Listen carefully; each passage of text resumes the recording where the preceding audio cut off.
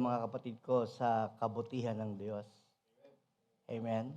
Naniniwala ba kayo na kung ano yung pangako ng Diyos ay kaya niyang gawin? Amen. Naniniwala ba kayo mga kapatid ko sa himala ng Diyos? Amen. Naniniwala ba tayo sa kanyang salita? We are fully persuaded to the Word of God. We are fully trust in the Word of God. We keeping,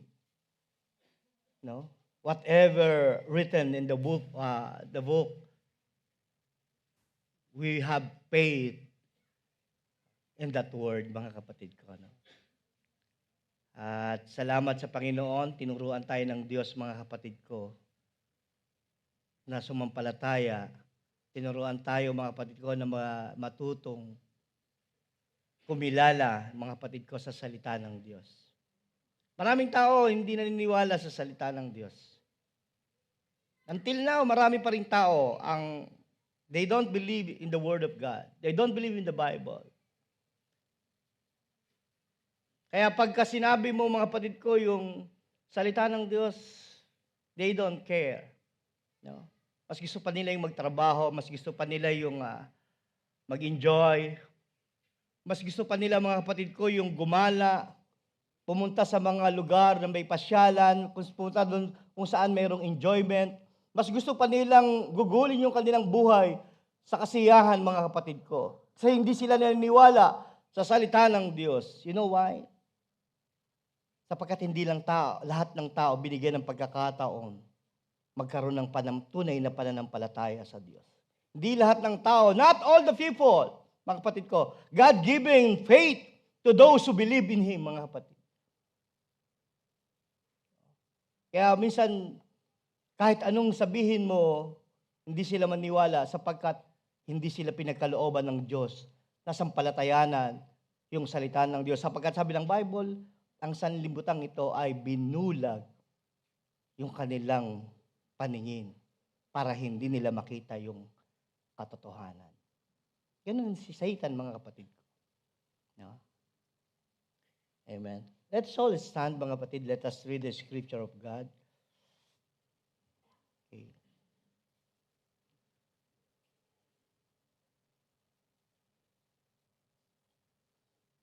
Okay, babasahin ko sa simula at you can follow me, mga kapatid ko. First Timothy chapter 1, verse 1 to 20. Verse 1, Paul, an apostle of Christ, Jesus by command of God, our Savior, of Christ Jesus, our hope. 2.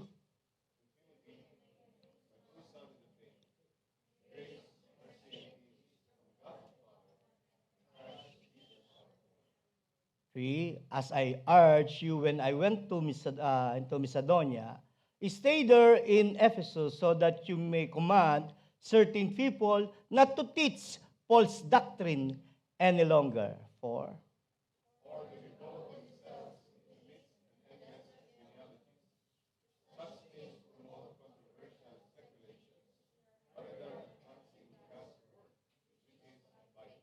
Amen. Number 5, the goal of this command is love, which comes from the pure heart and good conscience and a sincere faith.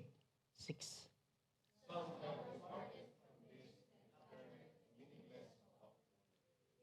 7, they want to be teachers of the law, but they do not know what they are talking about or what they so confidently affirm.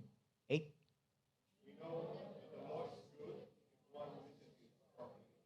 9, we also know that the law is made not for righteous, but for lawbreaker and rebels and ungodly and sinful and unholy, irreligious, for those who will kill their father or mothers, for murderers.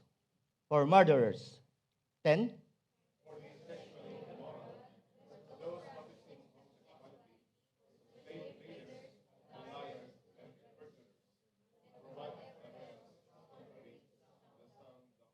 11, that conforms to the gospel concerning the glory of blessed God, which he entrusted to me.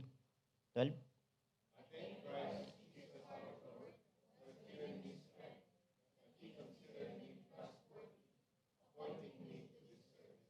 13, even though I was once a blasphemer and persecutor and a violent man, I was shown mercy because I act in the ignorance and unbelief. 14.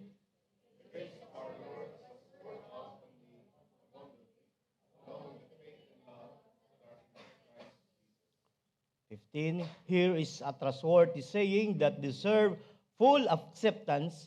Jesus Christ came into the world and saved sinner, of whom I am worst. 16.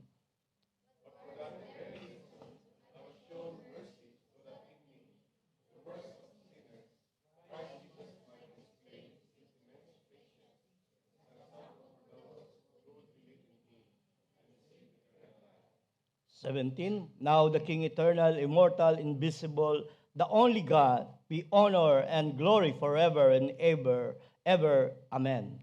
18.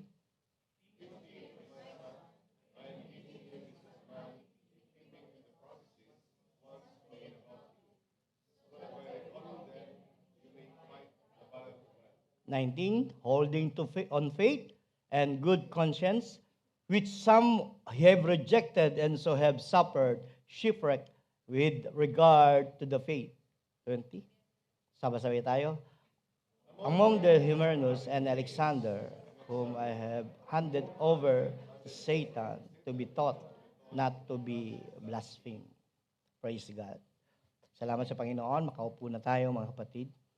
At gusto kong balikan itong chapter 1, verse 3 to 5. Okay, ako na lang po yung magbabasa. Arts, when you went into Macedonia, stay there in Ephesus so that you may command a certain not to teach false doctrine. Sabihin nga natin, false doctrine. Amen. Sabi mo sa tabi mo, false doctrine. Amen. Or to devote themselves to mint and endless genealogies, such things promote controversial speculation rather than advancing God's word, which is by faith. Number 5, verse 5, the goal of this command is love, which comes from the pure heart and a good conscience and sincere faith. Kinuha ko yung King James Version. Sa 5, sabi rito, now the end of the commandment. Sabi ron, sa 5, sa NIV, sabi doon, the goal of this command is love. Dito naman, sabi dito, now the end of the commandment is charity. You know charity what is, mga kapatid? Love, no? Katulad sa NIV. Love.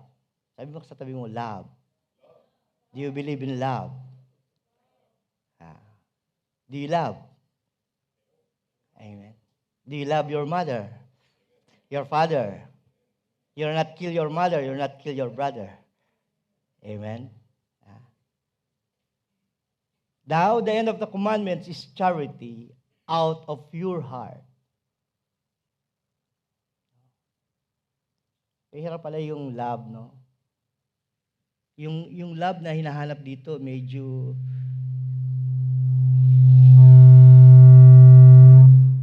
may kaakibat siya, no? Paano yun eh? Panggising. Baka natutulog kayo. Out of your heart. Ito'y sa wikang Tagalog, may pagkasabi rito, mga kapatid ko, yung malinis na puso. Yung love, lumalabas yung tunay na love kapag malinis ang iyong puso. No? Wala kang nakikita. No? Kahit may mali, hindi mo siya masyadong napapansin. No? Yun kasi yung gusto ng Diyos, no? Yung gusto ng Diyos sa ating mga buhay, magkaroon tayo ng tinatawag na love. Pero yung love na to, hindi basta love lang, mga kapatid ko, no? Na mahal ko siya, hindi yung ganun lang, no? Parang galing lang sa bibig. Galing to sa iyong puso. Galing to sa iyong malinis na puso. No? Yun ang gusto ng mga out of pure love. No? Yung malinis na puso, kasi doon makikita yung tunay na love. Without pure heart, kung wala yung kalinisan ng puso, hindi mo makukuha. You cannot say it, mga kapatid ko, to anyone, even to your loved one, mga kapatid ko, even to your mother, your sister. No? Yung totoong pag-ibig mo sa kanya, ito man ay brotherly love, ito man, mga kapatid ko, ay eros love, phileo love, sa iyong asawa. Without this kind of love, mga kapatid ko, itinatawag with pure heart, ay hindi mo mababanggit ito, mga kapatid ko, na totoo. And a good conscience, yung tinatawag na mabuting budhi. Kaya niyo yung love, yun yung mga galing sa kanyang puso. Malinis na puso, mabuting budhi. Hindi yung love, tapos pagtalikod, peh! Hindi gano'n, no? Pag love, yung malinis na budhi, sinabi mo sa kanya yun, totoo yun, no? Pag-pray kita, kapatid. Kung ano may yung problemang dinaranas mo, kasama ako sa iyong kabigatan. Kung may problema kang mabigat, no? Kung siya may di mo nakitang dumadalo, tatawagan mo siya, no? Sister, dumalo ka. At galing sa iyong malinis na buti, malinis na puso. No? Ini-invite, thank you. Salamat. God bless. Bait ng elders natin. Sana all. Kapatid ka. Praise God, no? Salamat sa Panginoon, no? Malinis na budhi. Napakahalaga, mga kapatid ko, yung paglilingkod sa Diyos, no? Mainam na binanggit ni Pablo itong bagay na to, yung tinatawag na paglilingkod sa Diyos, no? Meron kang malinis na puso, mabuting budhi. At ang dalas sabi doon, and a sincere heart. No? Sincere heart, ang sabi doon, sincere faith, ang sabi doon ay pananampalatayang hindi paimbabaw. No? Hindi plastic, no? Alam niyo yung plastic? Sabi mo sa katabi mo, alam mo yung plastic? Hindi ikaw yun. Sabi mo sa kanya. Yun yung gusto ni Pablo. Yung tinatawag na hindi pa imbabaw. Kaya yung sinasabi ito, dahil nakita niya, mga kapatid ko, sa church ng Timothy, sa Ephesus, mga kapatid ko, nakita niya na yung mga tao roon, merong ganong klaseng pananampalataya. No? Meron silang pananampalatayang paimbabaw. No? Hindi malinis ang kanilang mga puso, hindi malinis ang kanilang mga budhi. Yung love, wala roon sa kanila, mga kapatid. Kaya isinulat ito, mga kapatid ko, ni Apostol Pablo. Sinabi niya kay Timothy. Dito ko kinuha, mga kapatid ko, yung title ko na The Faith and Fame. Ang pananampalatayang hindi paimbabaw. Sabi mo sa katabi mo, faith and fame. Pag kasi sa Tagalog, parang, parang sumusugat ka agad, no? Parang mga kapatid ko, no? Praise the Lord. Tayo lahat ay umuko at manalangin sa Diyos. Dakilang Diyos, salamat po ng marami sa kabutihan mo. We praise you, we honor you, we glorify you with our pure heart. Kung wala kami nito, Panginoon, you've been with us, Panginoon. Huwag ka magalit sa amin, Panginoon, kundi maawa ka. Kahabagan mo kami, bigyan mo kami ng malinis na puso, malinis na budhi, pananampalatayang hindi pa imbabaw, para makita namin yung tunay na pag-ibig, Panginoon, at pagmamahal sa aming paglilingkod. Pagmamahal namin sa iyo, Panginoong Hesus, na hindi pa imbabaw, O God.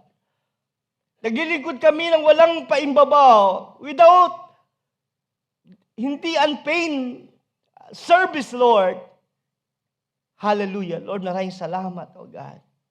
Kung may mga kapatiran pang paparito, ingatan mo sila sa kanilang daraanan, O God. Let your guidance, protection be with them when they coming to the church. Hallelujah. And those who inside the church, Lord, let your mercy, hallelujah, and with your Holy Spirit, with your power and convincing, hallelujah, be with us, be with them, with your mighty angels, O God. Pumarito mo, Panginoon, ng iyong mga ministering angels, O God, mag-minister habang kami naglilingkod sa iyo, habang kami nakikinig ng salita. Comfort us with your love, Panginoon. Comfort us with your spirit, O God. Hallelujah, alisin mo ang kalumbayan sa aming mga puso, ang katamaran sa aming mga puso. Hallelujah, alisin mo, Panginoon, ang mga balakid sa aming mga puso, mga problema, na halos hindi kami makatayo minsan, O God, halos hindi kami nakasulong sa aming paglilingkod sa dami ng problemang ginangyayari sa amin, pero naniniwala kami, Panginoon, Ikaw ay Diyos na buhay, na nakakakita ng lahat, Panginoon. Hallelujah. Kumilos ka ayon sa iyong kalooban, Panginoon. Hallelujah. Luwalatiin ka, Panginoon. Glorify your name. Glorify your name. Lord, maraming salamat. Pinupuri ka namin, sinasamba ka namin sa iyong kaluwalhatian at karangalan sa pangalan ni Jesus. And everybody say, Amen. Unfeigned, the faith unfeigned, yun yung hinahanap ng Diyos na paglilingkod.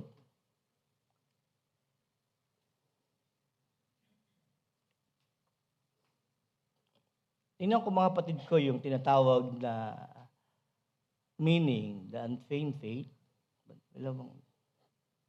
Ayun. Wala ning ano, no? Ayun. Praise God.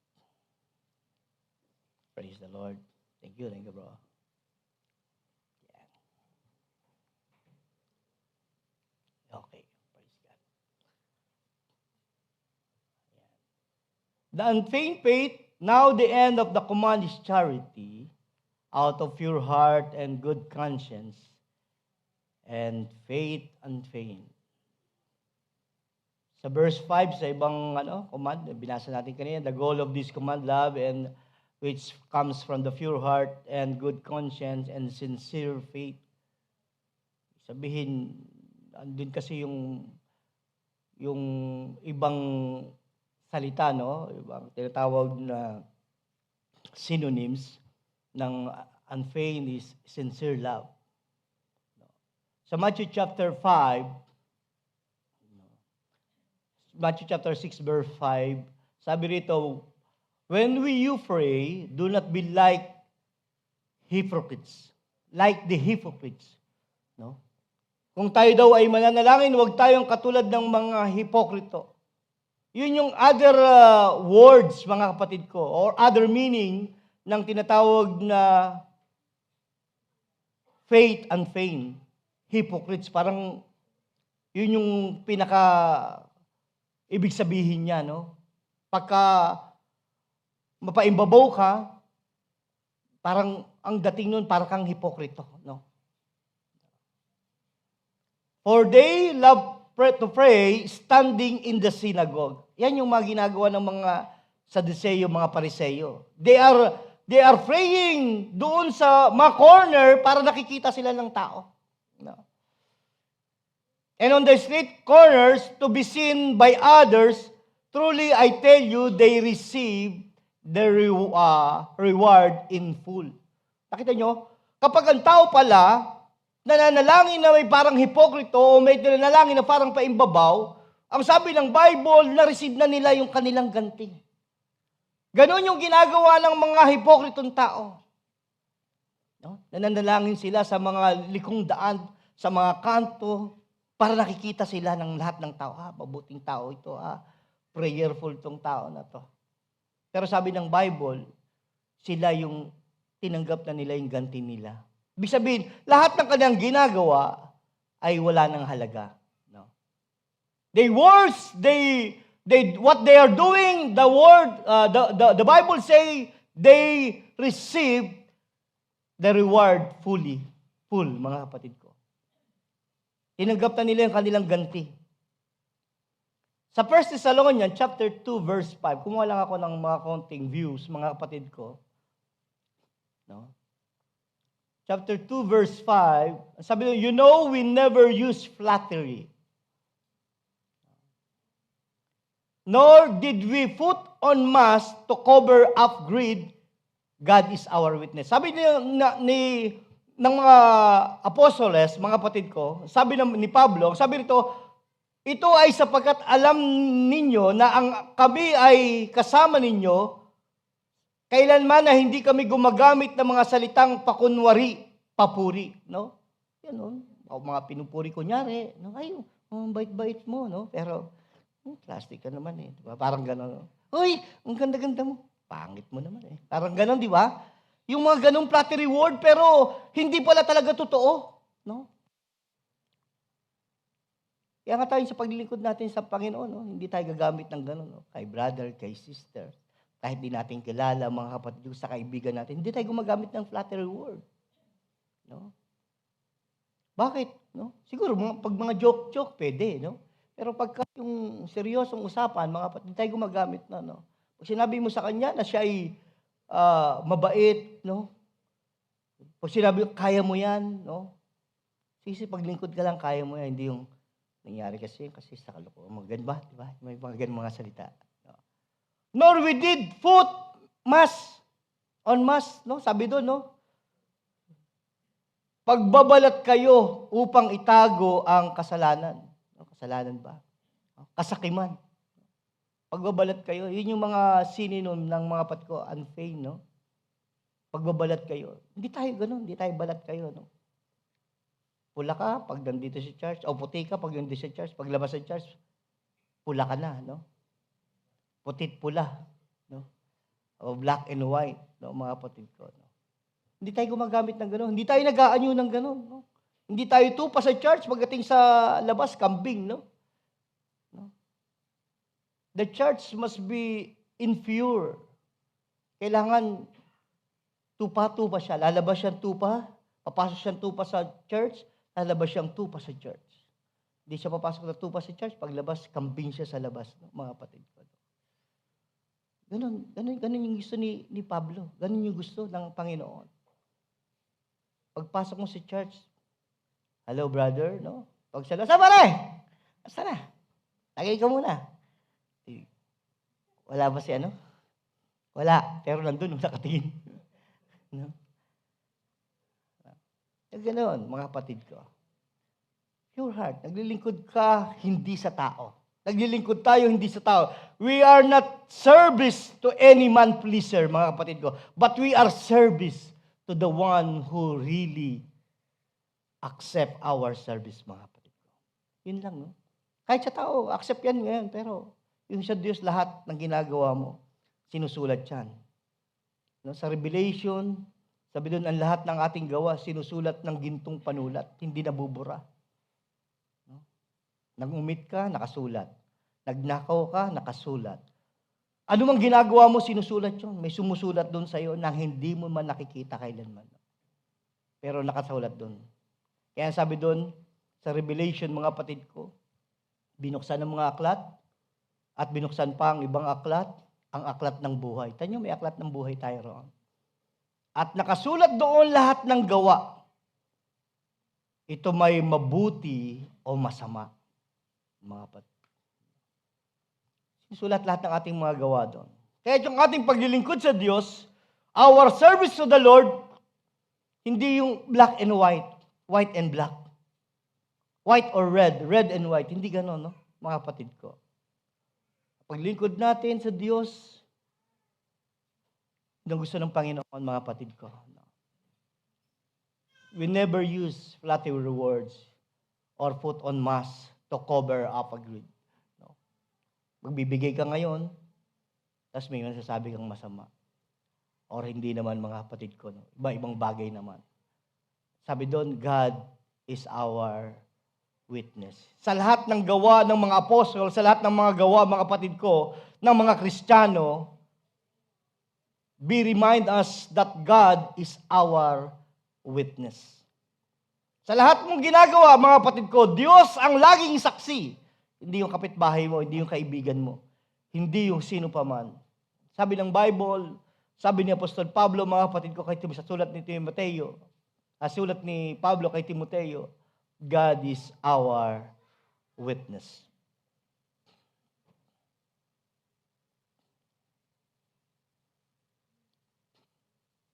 Tinignan ko yung mga gusto, yung history, introduction pa lang, no? Mga kapatid. Parang na-miss ko kasi magsalita, no, sa paglilingkod sa Diyos.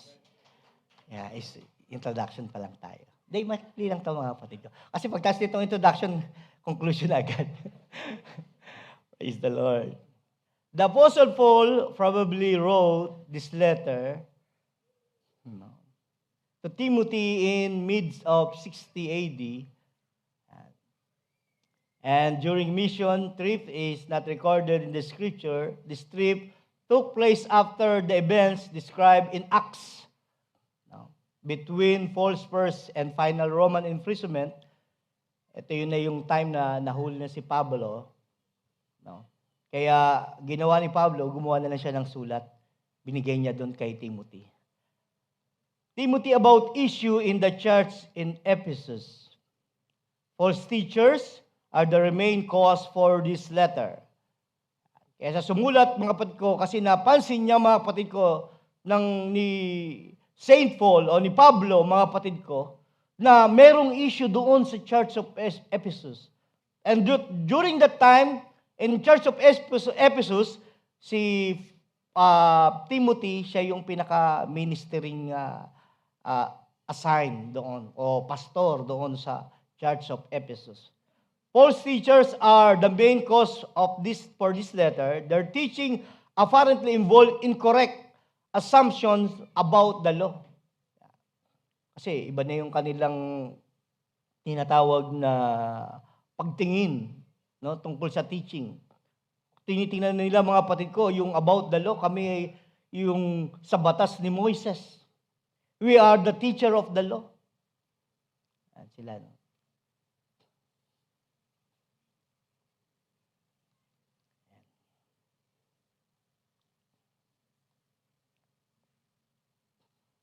Continue. Sabi rito, Timothy was from the Laodicean, Lycaonian city, okay. Lycaonian city of Lystra or Debre in Asia Minor, born of a Jewish mother. At si Timothy, sabi doon ang kanyang nanay ay isang Jewish, and who had become a Christian believer and a Greek father. Si Pablo parang dalawa yung kanyang category, no? Ay si Timothy. Yung kanyang father naman ay isang Greek, no?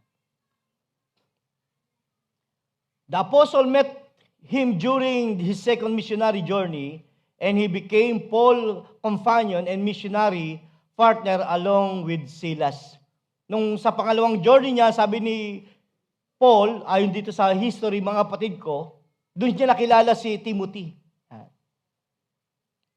Kaya nga nung makilala niya, naging partner niya sa gawain ng Panginoon, at nung umalis siya doon sa Church of Ephesus, mga kapatid ko, si Timothy, siya na yung pinaka-naging pastor, mga kapatid ko, doon sa Church of Ephesus, doon sa Timothy, mga kapatid, sa lugar ni Timoteo, mga kapatid ko. Yan. Bigyan ko kayo ng konting idea, mga kapatid ko, no? Okay. Ito, mga kapatid ko, yung tinatawag na map, no? Makikita niyo dyan yung Ephesus, kung saan naglakbay si Pablo. Tapos nakita niyo yung buildings na yan, mga kapatid ko. Yan yung tinatawag na Artemis Temple. In time of the goddess or in the belief of goddess of Diana, mga kapatid ko. Sabi nito din, Diana is a Roman religion, goddess of wild animals and hunt, identified with the Greek goddess Artemis. She was also a goddess of domestic animals.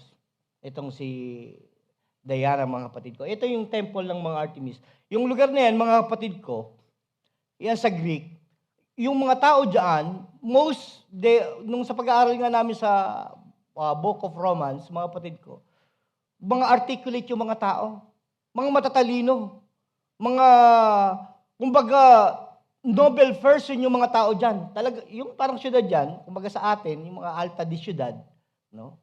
Medyo ang mga tao diyan, no? Mga nakakurbata, mga naka-Amerikana, no? Amerikano, no? Amerikano ba? Ay, parang iba yun, Amerikana, no? Kasi pag Amerikano, lalaki, pag Amerikana, babae. Tama ba yun? No? Yung mga naka-isputing talaga, mga kapatid ko, no? Medyo naglalakad ng yung mga sapatos makikintab, parang gano'n, no? Sa ating lugar. Yan sa panahon na yan, yung mga kilalang mga tao, halos yan yung pinaka-lugar nila. Yan yung pinaka-city, mga kapatid ko. Yung lugar ng Artemis. Halos kalamihan ng mga building dyan, katulad sa atin, nakikita natin mga parang White House sa atin, no? Sa kanila parang normal lang yan, no? Nandyan mga kapatid ko. Yan yung tinatawag nilang business area. No? Okay?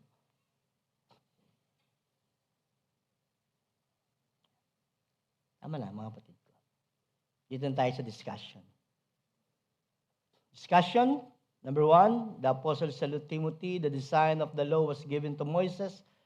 His conversion and call to apostleship, the obligation to maintain faith and good conscience. Let's start.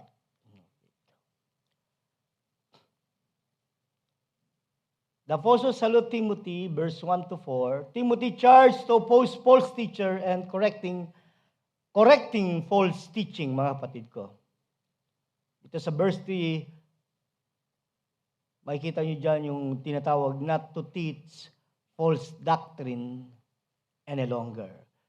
Sumulat si Pablo doon sa mga church ng Ephesus, isinulat niya doon, binigay niya kay Timothy, mga kapatid ko, na ang mga tao roon, no? Huwag mong hayaang magturo sila ng ibang doktrina. False doctrine. Ibig sabihin, pag false doctrine, mayroon tinatawag na true doctrine, no? Huwag mo hayaan sila. Huwag sila magturo ng mga maling doktrina. Yan yung pinaka-main issue dyan, mga kapatid ko. Mga tao roon, nagtuturo ng mga goddess. Nagtuturo doon ng mga laws. Tinuturo nila yung ibang klaseng mga law, mga kapatid ko. Kasi dyan, yung tao dyan, ang pinaka-recipient, may mga Greek, may mga Gentiles, may mga Jews. Andun din yung mga Pariseo, nandun din yung mga Sadduceo, mga teachers of the law. Nandun sila, mga kapatid ko. They're opposing, no? Our Lord Jesus Christ. They're opposing the teaching of Jesus Christ. Faith in Jesus Christ. Ayaw nila noon, mga kapatid ko, nag-oppose sila. Kaya doon sa verse 4, they're devoting themselves to meet and endless genealogies. Yung aming pinagmulan. Kami ay mga lahi ni Abraham, kami lahi ni Moses, kami nagtuturo. Yung aming mga ninuno ay nakakausap nila ang Panginoon. Sabi niya, iwasan na yon, yung mga ganong klaseng pagpupromote ng mga lumang mga tao pa. Yung mga lahi ninyo, kung kanino kayo nang galing, hindi na kailangan yon.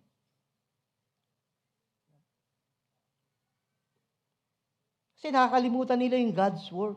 Gusto na nila yung mga ninuno nila. Lolo ko si Superman. Lolo ko si Alexander the Great. Ninuno ko yun. Doon ako nang galing. No? Kapatid ng lolo ko si Moises. No? Lahi ako ni Elijah. Lahi ako ni King David. Kalimutan na yun. No? Sabi ni Pablo, huwag na ituro yung walang katapusang genealogies. Huwag na yan isipin ninyo. Dapat makita ninyo kung ano yung ginawa ng Panginoon. Kung ano yung ginawa ni Jesus Christ. Amen. Ano yung halaga ng ginawa ng Panginoon? Yun yung sulat, mga kapatid ko, na main topic na gustong malaman, pinapabatid, mga kapatid ko, ni Apostol Pablo. No? yung dahil kay Kristo, mga kapatid ko, no? Because of Christ, crucified on the cross, you became righteous.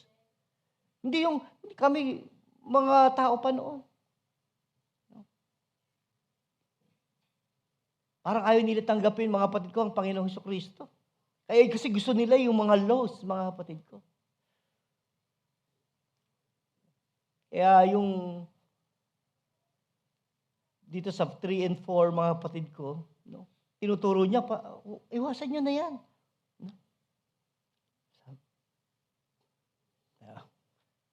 Kung paano pinamamalit ko sa inyo na ikaw ay natira sa Efeso, na pumaparoon ako sa Macedonia upang ipagbilin mo sa ilang mga tao na huwag magsipagturo ng ibang aral. Alam niyo, mga kapatid ko, sa Galatians chapter 1 verse 8, sabing, kahibat kami magturo ng iba kaysa itinuro ng mga apostoles, pakatakwil sila. Kailangan yung turo, mga kapatid ko, na itinuturo, galing sa Bible. Walang iba. No? Yung mahalaga doon, makilala mo kung sino si Kristo. Makilala mo ang ginawa ng Panginoon, mga kapatid ko, doon sa krus ng Kalbaryo. Na dapat ikaw, ako, mga kapatid ko, yung gustong malaman doon, pinapasabi ni Pablo, na sana sila yung, no? Karapat-dapat doon, na ipako, tayo dapat yung karapat-dapat, no? Pero, yun ang ginawa ng Panginoon. Inari ni Kristong marumi, inari niyang makasalanan siya, para ibilang kang matuwid. Ibilang tayong matuwid. He became sinner, and you became righteous. We became righteous, mga kapatid ko. Huwag makinig sa mga kasaysayan ng lahi na walang katapusan, na pinanggagalingan ng pagtatalo at hindi pagkakatiwalang mula sa Diyos na nasa pananampalataya, ay gayon din ang pinamamanih ko ngayon. Gusto ni Pablo. Gusto niya, huwag na tumingin kasi pinagmumulan lang ng pagtatalo. Siyempre mo naman, mga kapatid ko, no? Pag sinabi mong, ba't ako maniniwala sa'yo? Ang lahi ko si Moises. Hindi ako. Ang lahi ko si King David. No? Mga kapatid ko, pagka ganun yung mga pinanggalingan, hindi talaga matatapos, no, mga kapatid ko. Sinong paniniwala, sino yung pinakamataas, mga kapatid ko. No? Hindi na nila nakikita yung ginawa ng Panginoon. Kaya yung kanilang mga turo doon, yung kanilang mga tinatawag na false doctrine, sabi ni Pablo, huwag mong hayaan sila na magturo ng mga ganong bagay. Amen. Di ba tayo?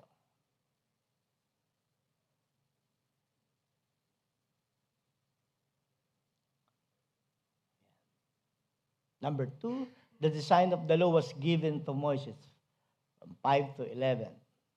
Verse 5, sabi rito, loves come from the heart, ito yung ating and good conscience and sincere faith. Ito yung gustong sabihin ni Pablo doon. Yung law, no?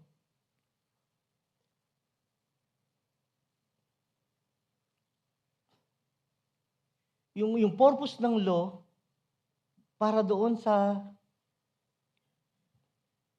lawbreaker, no? Yung law, sabi doon, ay hindi ginawa para sa righteous. Ibig sabihin, hindi ginawa ang batas, no? Kundi para makita ng tao yung kanilang mga ginagawang kasalanan. Kaya nga dito, mabigat yung word ni Apostol Pablo. Kung babasahin ko sa wikang Tagalog, ganito yung pagkasabi, mga kapatid ko. No? Yamang nalalaman na ito ang kautusan, hindi ginawa dahil sa taong matuwid, kundi sa mga walang kautusan at mga manggugulo dahil sa mga masasama at mga makasalanan, dahil sa mga di banal, mga mapaglapastanganin, dahil sa mga nagsisipatay sa ama, nagsisipatay sa ina, at sa mga mamamatay tao. No? Yun yung law. Yun yung dahilan ng law. No? Dahil yung mga tao doon, mga kapatid ko sa Ephesus, ang gusto nila yung law ni Moises. Sabi niya, alam niyo ba na ang law na yan hindi ginawa para sa matuwid? Ginawa yan doon sa mga tao dahil lumalabag sila sa Diyos. Parang binigyan sila ng patuntunan, no? Bawal pumatay, bawal magnakaw, no? Bawal mangulunya, bawal sumamba sa Diyosan, no? Bawal makiapid, bawal maglasing, no, ano pa? Bawal pumatay.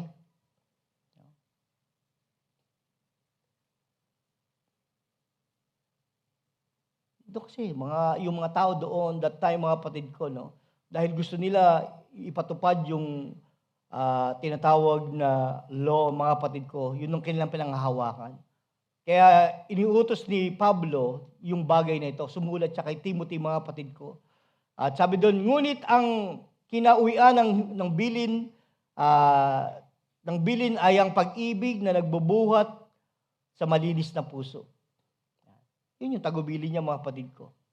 Mga kapatid ko, no? Yun yung kinaway ng lahat ng commandments. No? Dapat andun yung tinatawag na pag-ibig. Pag-ibig. Hindi yung tinatawag na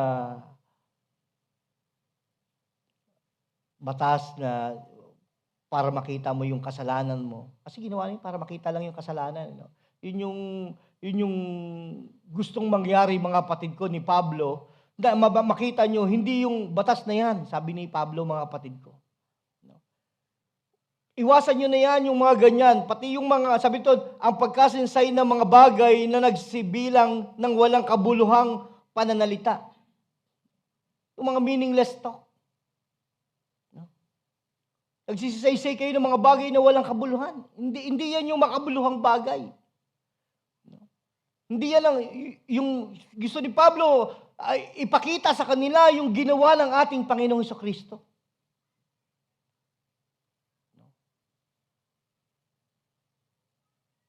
The law is not made for righteous, but for law-breaker and rebels. Para makita niyo, mga kapatid ko, no? Tingnan mo, kahit sa tindahan, di ba? May mga batas tayo, no? Pansinin niyo, mga kapatid ko. Yung sumusunod, kunyari, bawal tumawid. Yung sumusunod, hindi talaga tatawid. Kaya hindi niya kailangan nyo kasi sumusunod siya. Ano yung nakukuha niyo yung ibig sabihin? No? Pero yung batas na yun na bawal tumawid, para kanino yun? Doon sa mahilig tumawid kung saan-saan. No? Alam ng bawal umihi dito, punta sa'yo, ang panghi. Pero bawal umihi, di ba? Bawal magtapon ng basura, ang laki, pero tambak yung basura, di ba? Ginawa yun para doon sa mga lawbreaker. No? Pero yung masunurin, no? Bawal matapon ng basura. Kahit wala nakasulat doon, hindi naman siya nagtatapon kung saan-saan. Hinahanap niya talagang tamang tapunan. No? Hindi yung kung saan-saan lang tapon ng tapon, no? Kaya dito may mga penalty, no? Dito, minsan na-penalty din ako sa pagtawid dito. Nung bago pa lang ako. Nakita ko yung isa tumawid doon. Malayo ako sa tawiran. Kala ko okay lang kasi malayo naman ako. Doon pa yung tawiran. Medyo malayo ako sa signal. Nakita ko, hindi naman ako sa pedestrian line. 2013. Meron palang, doon, police. Sabi niya, saan pupunta? Sabi niya, where are you going? Sabi ko, no, I'm going to the other side. No, come here. Sabi ko, ba't sumunod ako? Maya nililista na ako. Where's your ID? Sabi ko, I'm new. Sabi niya, gano'n. Tinignan niya. Nakita niya, tourist yung ko. Next time, no, ha? Yes, no. Kaya tinandaan ko, mga kapatid. Kaya dito, mga kapatid ko, yung bawal tumawid, para sa mga matitigas ang ulo, Praise God, no? Yan yung design ng law. Yung design ng law para doon sa mga matitigas ang ulo, no? Ba't ito yun, mga kapatid ko? Kaya nga naglalagay doon kasi may mga tao talagang ayaw sumunod. Kaya ang Diyos nag-design ng church. No? Bakit? Kasi yung church, doon pumapasok yung mga anak ng Diyos. Para makita nila, no? Yung ark, mga kapatid ko, no? Nung gumagawa si Noah, no? Balik muna tayong konti doon. Kasi matatapos na kagad tayo eh. Kala mo 10:30. No? Yung art ng ginagawa yun, di ba? Nakikita ng lahat ng tao, no? Kapag yung ginagawa yun, mga kapatid ko. Ginawa yun para design yun, hindi sa hayop, no? Design yun para doon papasok yung mga taong gustong maligtas. No? Pero talaga may mga tao ayaw maligtas. Ayun, hindi sila pumasok doon. Kahit ang laki-laki ng arko, no? Yung church, no? Maraming church, kahit saan nilagay ng Diyos, no? Para may pupuntahan yung tao pagdating ng Sunday. No? Pero ayaw ng tao. Iyayain mo sa church, ayaw. May mga tao talagang ayaw din talaga, no? Kaibigan mo, kapatid mo. Kaya pinagpipray natin sila, mga kapatid ko. Mahal mo sa buhay, magulang mo, no? Kasi meron talagang lawbreaker. No? Meron talaga, mga kapatid ko, sabi rito, ungodly, sinful, unholy, irreligious. Ayaw ng mga bagay na ganito. Pero iyayain mo sa ibang bagay. Susunod ka agad eh. Di ba? Pag niyayaan natin sa ibang bagay, ilan tayo ngayon? Count nyo. Pero itong church natin, dali natin sa Mamsar. Di ba? Kahit kaibigan mo, nayayaya mo eh. Mamsar eh, no? Pero tayo ginagawa tayo kasi ang target natin, makipellowship tayo sa kanila, makipellowship sila sa atin. Makita nila yung ginagawa natin. Pero minsan, we're doing like a pool, no? No? Pagtapos nun, pagdating na church, invite mo sa church, hindi mo dumadalo. No? Hindi ko na sinabing we're doing full, mga kapatid ko. Nasabi ko yun. Pero parang ganun yung nangyari, no? Ginagawa natin lahat ng paraan para maakit sila sa salita ng Diyos. Madala natin sila sa salita ng Diyos. Pero, hindi naman. Dito sa ating binasa, mga kapatid ko, of his conversion and called to the apostleship. Si Pablo, mga kapatid ko, bago siya tawagin ng Panginoon, yung kanyang conversion, sabi doon that verse 12, he became trustworthy. Kumbaga naging karapat-dapat siya, mga kapatid ko, bilang apostle ng Panginoon, bilang tagapaglingkod ng Diyos. Tinawag siya, mga kapatid ko, bilang mananampalataya ng Panginoon. Tinawag siya bilang tagapagdala ng salita ng Diyos, mga kapatid ko. Pero bago yun, mga kapatid ko, before of his conversion, si Paul, ang sabi niya sa 13 to 15, I was once a blasphemer. Yung buhay ni Pablo noon, bago niya tanggapin ang Panginoon, baka ang iba sa atin tulad ni Pablo. Pag sinabi niyo, ako siguro, Brad, kasi ganito lang ako dahil siguro baka hindi ako karapat-dapat dyan, kasi ganito yung buhay ko, pangit ako, hindi ako siguro karapat-dapat sa inyo. Si Pablo, mga kapatid ko, bago siya tawagin ng Panginoon, he is a blasphemer. Manunuya siya, mga kapatid ko. Not only a blasphemer, mga kapatid ko, ang sabi doon, he is also persecutor. No? Alam niyo yung persecutor? Pinipersecute niya yung mga Christian. Alam niyo yung panahon time, no? In the time of Nero, yung mga Christian, no? Yung sa time ni Pablo, pag nahuli yung Kristiyano, ginagawang torch, alam niyo yung torch? Yung ginagawang ilawan sa daanan, no?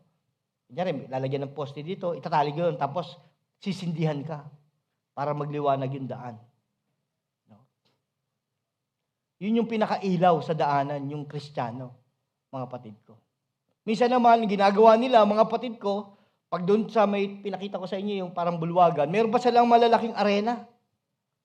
Ang ginagawa nila, parang yung sa atin, parang tinatawag na Olympic, no? Sa kanila, ibang klase yung Olympic. Pag dumating yung ganong bagay, yung parang kasiyahan nila, tinatawag yung iba't ibang klase ng mga tao, mga kapatid ko, galing sa iba't ibang lugar, papakawalan yung mga Kristiyano doon sa loob ng arena. Pag pakawalan yung arena, meron ding pinakakawalan na leon. Ahabulin yung mga Kristiyano ng leon, mga kapatid ko. No? Parang laro nila yun, parang Olympic nila. No? Mga kapatid ko. Ganun yung ginagawa. Si Pablo isa doon, persecutor siya. Sabi doon, a violent man whom I am worse. Ako yung pinaka sa lahat-lahat. Parang gano'n, no?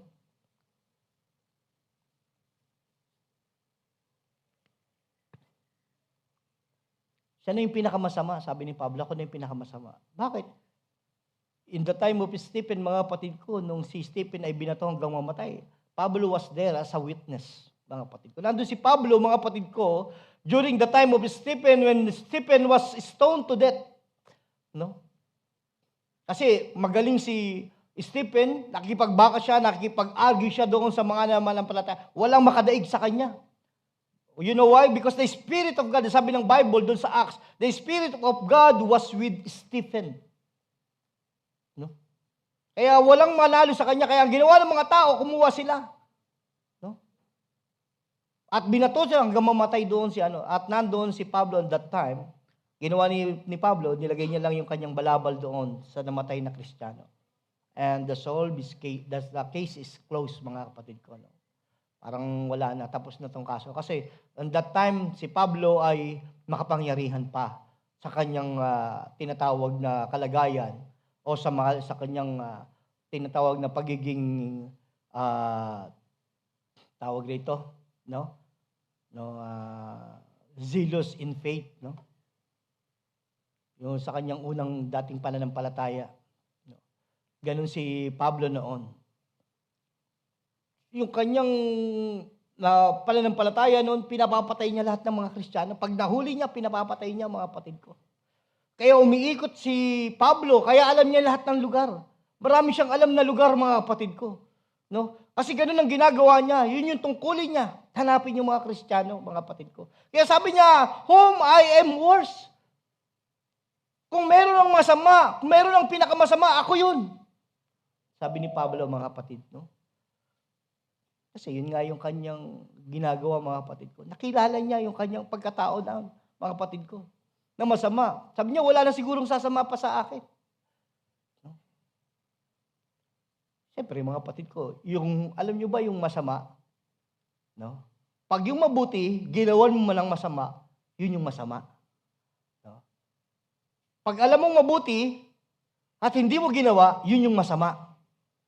Mga kapatid ko. No? Nagiging masama isang bagay kapag ang opposite side niya ay mabuti. No? Kasi parang gano'n mga kapatid ko. No? Masama, tas mabuti. No? Pag ginawa mo yung masama, yun yung masama, mga kapatid ko. Kasi, halimbawa, yung mga Kristiyanong gumagawa ng mabuti, at ginawa mo sa masama, yun yung masama, mga kapatid ko, kasi gumagawa siya ng mabuti. Kaya tayo, mga anak ng Diyos, mga kapatid ko, tayo mga Kristiyano, gawa tayo ng mabuti, mga kapatid, habang kaya pa natin gumawa. Dalo tayo ng church, dalo tayo ng gawain, mga kapatid ko. Habang kaya pa natin gumawa, mga kapatid, habang nakakadalo pa tayo, no? Yung pagdalo sa gawain ng Diyos, mabuti ito, mga kapatid ko. Habang kaya pa natin gumawa ng mabuti, gawa tayo ng mabuti. Kasi pag sa labas mo, no, baka hindi ka na makagawa ng mabuti. No? Meron kasi ganun kahinaan ng tao, mga kapatid ko. No? Kaibigan mo, mahina ka sa kaibigan mo. Sa ibang klase, kasiyahan, mahina ka sa kasiyahan. No? Sa ibang mga bagay, no, madali kang maudyok ng kaibigan mo. No? Madali kang maudyok sa labas ng, no? Lalo na pag wala nakakita sa'yo, mabilis kang nauudyok ng kasamaan, mga kapatid ko. No? Kaya habang kaya pa natin gumawa ng mabuti, tulad ngayon, binigyan tayo ng pagkakataon ng Diyos, no? Pakadalo na sa gawain ng Panginoon. Kung kaya pa natin, mga kapatid ko, let's do it, mga kapatid ko. Maybe the next time you cannot see the church. Maybe tomorrow you cannot see the church. Maybe the other day you cannot see the church. You cannot see your brother, your sister, your mother, your father. No? Bakit? Hindi mo naman nakontrol ang lahat ng bagay. No? Sister, ano nito? Sister Donna, pagbigyan mo lang ako. Pagpasok sa lumiyak siya, naalala ko yung message, no?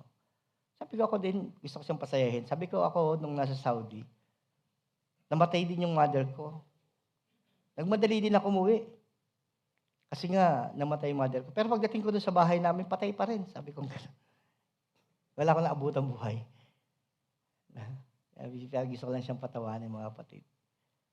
Alam niyo, yung buhay natin parang gano'n, no? Hindi natin alam, hindi natin control. No? Maaaring ngayon, buhay pa ako. Baka bukas, hindi nyo na ako makita, no? No, dahil siyempre, ganun yung buhay ng tao. Malay nyo, ma-aksidente ko, no? O malay nyo, mapunta naman ako ng Amerika. No? Hindi natin alam, di ba? Sana all. Praise God. No? Ganun naman mga kapatid ko, no? Hindi natin control. Ibig sabihin, hanggang kaya pa natin gumawa ng mabuti, gawa tayo ng mabuti. No? Kaya nga, lahat ng salita ng Diyos may pagpapaalala. Sa Hebrews chapter, mga kapatid ko, no? 10:25, no? Forgetting not the assembly. No? Yamang nalalaman nyo malapit na ang wakas, huwag nyo kalimutan yung pagtitipon. Bakit? Napakalaga kasi ng pagtitipon ng gawain ng Panginoon. Mali nyo, habang nag-aaral tayo dito, nakikinig tayo ng salita ng Diyos, dumating ang Panginoon, di ba? Swerte natin. Yeah. Pagdating ng Panginoon, uy! Tinatawag na tayong lahat, mga kapatid. No? Nakita ko nga sa video doon sa FB, may pinakita doon na pagbabalik ng Panginoon. No? May ganung eksena, mga kapatid ko, na nag-uusap lang sila, maya-maya nawala yung isa. Tapos yung isa ba naman, sa loob mismo ng church. No? Nagtuturo yung pastor, mga kapatid ko, nawala yung mga membro. Yung pastor na naiiwan. At yung iba naman doon, nag-drive siya, biglang nawala. No? Ganun yung pagbabalik ng Panginoon, no? Yung tinatawag na rapture. No? Mawawala yung biglaan na lang, mga kapatid ko, no? At yung mga naiwan, iyak sila ng iyak. No? Alam niyo bakit? Bakit sila umiyak? Kasi alam nila wala nang pagkakataon pa ulit. No? Alam nila na hindi na mangyayari ulit yung tinatawag na double rapture. No? Alam nila, mga kapatid ko, na hindi na mauulit uli yung pangyayari na yon. Kaya tayo, habang kaya pa natin gumawa, mga kapatid ko, ng kabutihan, paglingkod sa Panginoon, let us do it, mga kapatid ko. With pure heart. With good conscience, mga kapatid ko. With love, mga kapatid ko. With unfeigned faith, mga kapatid ko. Gusto natin, no? Si Pablo sa 16, sabi niya, the very reason I was shown mercy, so that in me, the worst of sinner may display his immersed patience. Kaya, ipinakita, kaya tinawag siya ng Panginoon, yung reason, nakita niya, mga kapatid ko, kaya ako tinawag ng Panginoon, merong reason. Kaya kayo tinawag ng Panginoon, merong reason. Ano yung reason, mga kapatid ko? To display, no? Para makita ng mga kasalanan na merong isang Diyos na nagbabago ng buhay. Merong Diyos na nagmamahal sa makasalanan. Merong Diyos, mga kapatid ko, na nag-aalis ng mga kasalanan, mga kapatid ko. Merong Diyos na kayang gumawa ng bagay para doon sa makasalanan. Sabi doon, para sa makasalanan. Kaya ka dinadala sa kaibigan mo, dinadala ka doon sa mga makasalanan. Pinapahintulutan ng Diyos na dalhin ka doon sa mga kaibigan mo sa kasiyahan. Pinapayagan ng Diyos na dalhin ka doon sa lugar na kung saan may makasalanan. Pinapayagan ng Diyos na dalhin ka doon kung saan may kaguluhan, na kung saan ang mga tao doon walang pag-asa, dinadala ka doon. Pinahihintulutan ng Diyos. Why? Para makita yung example sa'yo. Bakit itong tao na to iba ito? No? Bakit itong tao na to, kami kumain na lang, siya hindi kumain. Nag-pray muna bago kumain. No? Sino gumagawa nun? Amen? Kahit maraming tao. Amen. Mabilisan, no? Titingin-tingin muna. Amen. No? Kahit maraming tao. Pinakita ng Diyos, pinahintulutan ng Diyos na mangyari talaga sa buhay natin. Para maging example tayong lahat, mga kapatid ko. Maging example ka. doon sa mga kaibigan mo, sa mahal mo sa buhay, sa mga kamag-anak mo, mga kapatid ko, sa best friend mo, sa loved ones mo, maging example ka. Maging example tayo, mga kapatid ko, doon sa mga taong walang pananampalataya. Amen. Everybody say amen. Example ka. Example tayo, mga kapatid ko. Para sila man ay sumampalataya doon sa sinampalatayanan mo, mga kapatid ko. Sila ay maniwala, mga kapatid ko, doon sa nakita nila sa iyo. Sumampalataya siya, tumulad sa iyo dahil nakita niya sa iyo, nakakaiba ka. Nakita niya sa iyo, mga kapatid ko, na ikaw ay hindi gumagawa ng mali, ikaw ay hindi gumagawa ng masama, na ikaw ay hindi katulad nila. No? May mga tao, laki sa layaw, no? Laki sa layaw. Bukas wala, no? Ganun ba 'yon? No? No? Yung nakakalimutan ko sa salitang Bisaya eh. Bisaya ako pero nakalimutan ko na. Konting Bisaya lang kasi ko, mga kapatid.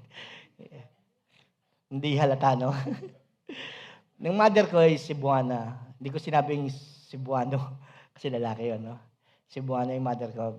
Pero wala yung mother ko. Kasi hindi naman kasi sa amin nagsasalita ng Cebu. Kasi yung father ko, Pangasinan. Pag nag-Cebu yung mother ko, wala na yung father ko. Hindi niya maintindihan eh.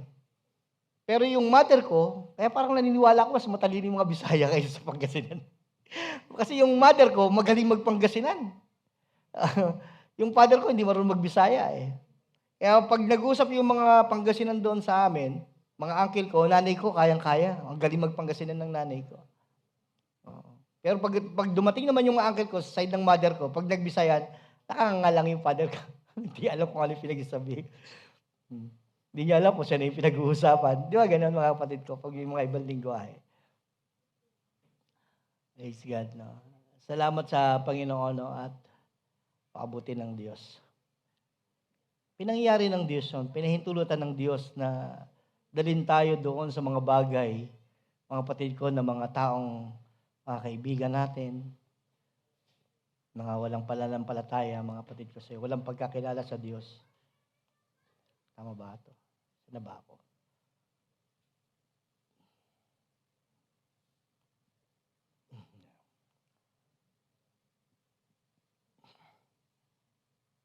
Okay. Dito na pala ako sa 4 na pala ako, mga kapatid. Of the obligation to maintain the faith and good conscience. Para ma-maintain natin. Sabi roon, charge to Timothy, renew and a war of good warfare. Verse 18, command in keeping with the promises. Ingatan daw natin, mga kapatid ko, yung salita ng Diyos. No? Sabi ni Pablo kay Timothy, sabi mo sa church ng Ephesus, ingatan nila yung salita ng Diyos. Panghawakan nila yung salita ng Diyos. Holding on faith and good conscience. Ito, ingatan mo, pag-ingatan mo, hindi lang yung hawakan mo, hindi lang yung alam mo, holding your faith. No? Ibig sabihin ng holding your faith. No? Naalala ko yung kanta na huwag matinag, laging sumasagana sa Diyos. No? Holding on to faith, ibig sabihin, panghawakan natin, no? Yung mabuting salita ng Diyos. Panghawakan natin yung salita ng Diyos, mga kapatid ko. Ingatan natin yung salita ng Diyos. Napakaswerte mo, napakaswerte ko, mga kapatid ko. Nagkaroon tayo ng pagkakataon makilala natin ang Diyos. Nagkaroon tayo ng pagkakataon makilala natin si Kristo. No?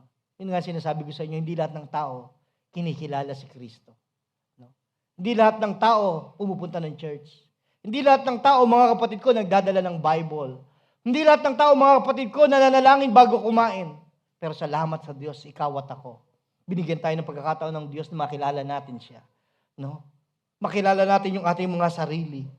No? Magsisi tayo sa ating mga kasalanan. Binigyan tayo, lahat yun may pagkakataon lamang, mga kapatid ko, na binigay ng Diyos. Hindi ka naman pwede magsisi ng di mo makilala ang Diyos, mga kapatid. Maring magsisi sa ibang bagay lang, yung natural na pagsisisi. Pero yung pagsisising galing sa Diyos, iba po yun, no? Kinikilala mo yung sarili mo na makasalanan, tapos kinikilala mo ang Diyos bilang Diyos na tagapagligtas. No? Good conscience.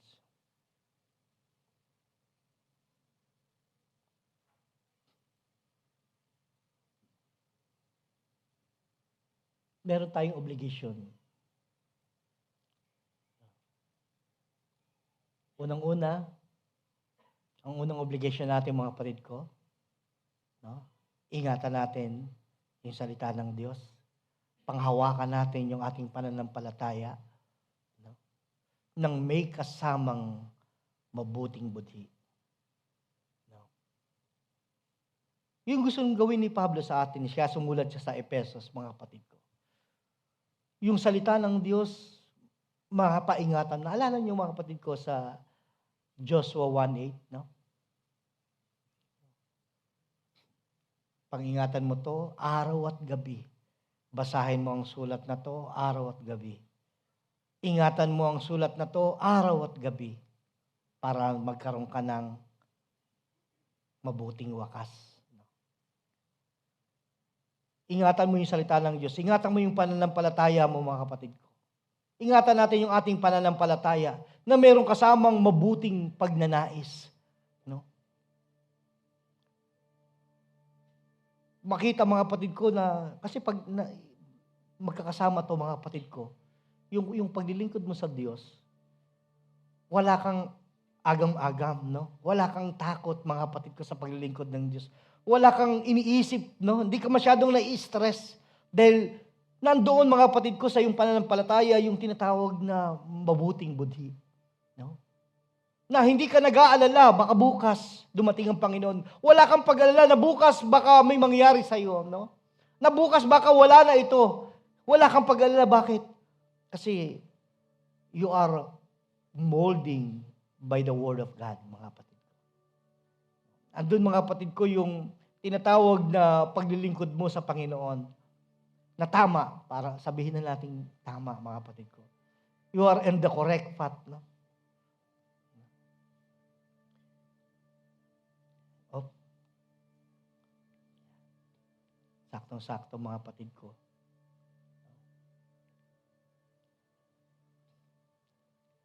Yan. O, tamo, sabi sa inyo, conclusion na agad eh. The goal of this command is love. Balikan ko yung ating title, mga kapatid ko, sa verse 5. The goal of this command is love, which come from pure heart and good conscience and sincere faith.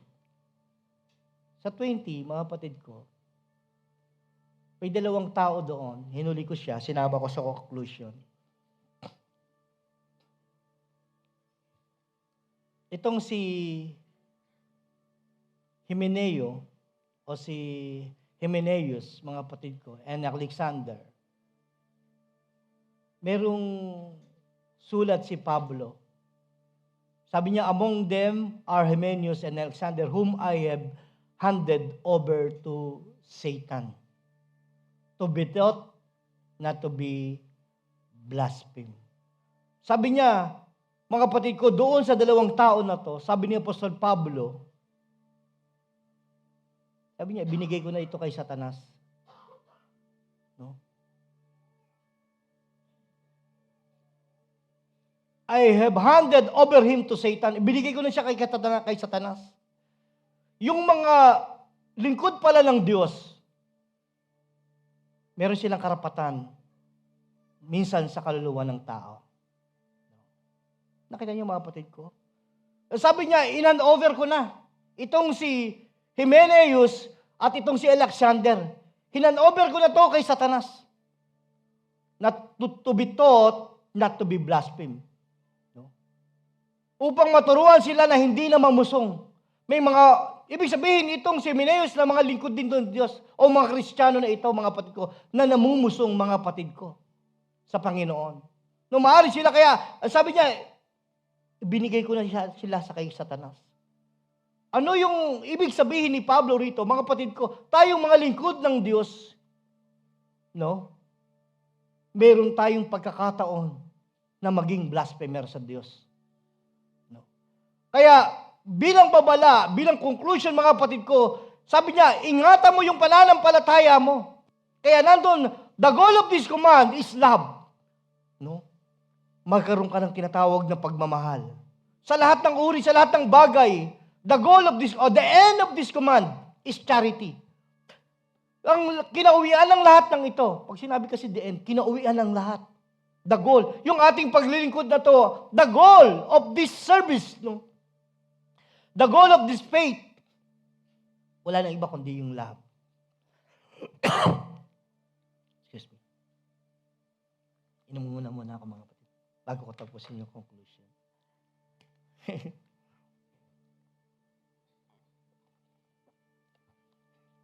Yan. Meron palang mga tao, mga kapatid ko, no? Kaya sana pag-pray natin si Pastor, huwag mo kaming hand over kay Satan, ha?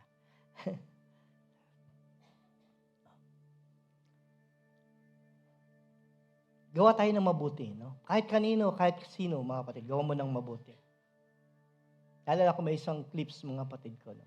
Gawa lang siya ng gawa ng mabuti. Tinanong siya, bakit ka gawa ng mabuti kahit hindi ka ginagawa ng kabutihan? Sabi niya, naniniwala ko isang araw, yung lahat ng ginagawang kabutihan, malay mo sa kanyang pag-iisa, idalangin niya ako sa Panginoon, banggitin niya yung pangalan ko. No? Yung ating mga ginagawa ng kabutihan, yung ating paglilingkod ng kabutihan, huwag tayong manawa mga kapatid. Kaya sabi doon, ang kinaway nito ay pag-ibig. Ang kinauwian ng lahat ng bagay nito ay pag-ibig. Sa paggawa mo ng mabuti kahit kanino man mga kapatid ko. Naniniwala siya, sabi niya isang araw, yung tao na ginawan ko ng kabutihan, naniniwala ako isang araw, pag nakilala niya ang Panginoon, idadalangin niya ako. Babanggitin niya yung pangalan ko sa Diyos. Alam niyo, hindi kayang bayaran yun, mga kapatid ko. Yung idalangin ka, banggitin yung pangalan mo sa Diyos. No? Lalo yung kanyang dalangin, mga kapatid, merong pag-iyak sa Diyos, no? May kasamang luha, pumapatak habang binabanggit yung pangalan mo. Lord, pakaingatan mo si sister. Naalala ko yung kanyang kabutihan na ginawa sa akin. Panginoon, alalahanin mo si brother, Lord. Yung kabutihan niya, ginawa niya sa akin. No? Naalala ko, Panginoon, nung ako'y nangihina, tinawagan niya ako. Alalahanin mo siya, Panginoon. No?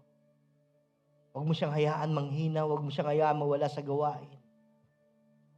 Malay niyo, banggitin niyo mga kapatid. Kinuha ko din tong 1 Timothy chapter 6 verse 12. Tungkol sa pananampalataya. Sabi ito, fight the good fight of the faith. Take hold.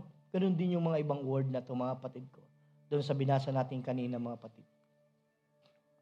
Take hold if the eternal life is with you, where we call, when you are made your good confession in the presence of many witnesses. Sa Tagalog, makipagbaka ng mabuting pakikipagbaka ng pananampalataya. Manangan ka sa buhay na walang hanggan, na dito'y tinawag ka. Ipahayag mo ang mabuting pagpapahayag sa harapan ng maraming tao. Tinawag tayo ng Panginoon. Kung kinakailangan ibalita mo yung salita ng Diyos, ipahayag mo yung kabutihan ng Diyos. Kung kinakailangan sabihin mo sa Kanya, sabihin natin sa maraming mga tao, mga kapatid. Sabihin natin sa mga kaibigan natin, sa mga nakakasama natin, sa mga dinadala ka ng Diyos, kung saan lugar ka dinadala, sabihin mo. Ipakilala mo yung sarili mo. Huwag mong ipakilala na hindi ka Kristiyano. Pakilala mo, Kristiyano ako. Dumadalo ako pag Sunday, hindi ako pwede ng Sunday. Gusto mo, ikaw na lang sumama sa akin pag Sunday. Pakilala mo mga kapatid ko, no? Fight the good fight of faith. Makipagbaka tayo. Ganun ang gusto ni Pablo, mga kapatid ko. Kaya ito yung tinuro niya doon sa Church of Ephesus na kayo'y makipagbaka. Kasi din nakapunta si Pablo doon sa Church of Ephesus. Kaya sumulat na lamang siya. Sumulat na lang siya. Sabi niya, kay Timoteo, dalhin mo to, sabihin mo sa kanila na sila'y makipagbaka ng kanilang pananampalataya. Ipaglaban nila yung kanilang pananampalataya. Huwag na nilang sayangin yung tinatawag na walang hanggang buhay. Alam ko yung buhay natin dito, no? Maswerte tayo pag umabot ako, sabi ko nga kanina, 40 plus na ako. Ilang taon na lang, no? Plus 20 o plus 30, kung abutin pa ko, ewan ko na lang, mga kapatid, no? Ilan lang ang buhay? 70, 80. No? Saglit lang yun. Ikukumpara mo sa eternal life. No? Eternal life, no? Pagkabaga, from wide to wide, no? Parang dulo sa dulo. Yun yung eternal, no? Eternity. No? Yun yung bilang nun, mga kapatid ko, no? Kasi ilalagay mo lang sa ilang pirasong taon mo. 50, 40, no? 50, sino yung may 50 rito? Sino yung 60 rito? Sino yung 30 rito? Ilang taon na lang, no? Mga kapatid ko, 30. Taas ang kamay ng 30. Mga kapatid, no? Ilang taon na lang ibubuhay natin, mga kapatid ko, no? Doon sa buhay na walang hanggan. Praise God. Kaya salamat tayo sa Panginoon. Binigyan tayo ng pagkakataon makilala ang Panginoon. Praise God. Salamat sa Panginoon.